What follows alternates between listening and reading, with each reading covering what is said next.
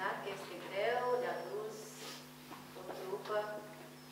dar sperăm cu ajutorul Bunului Dumnezeu și cu noi, împreună, și cu asociația care să fie, și care este deja, să fie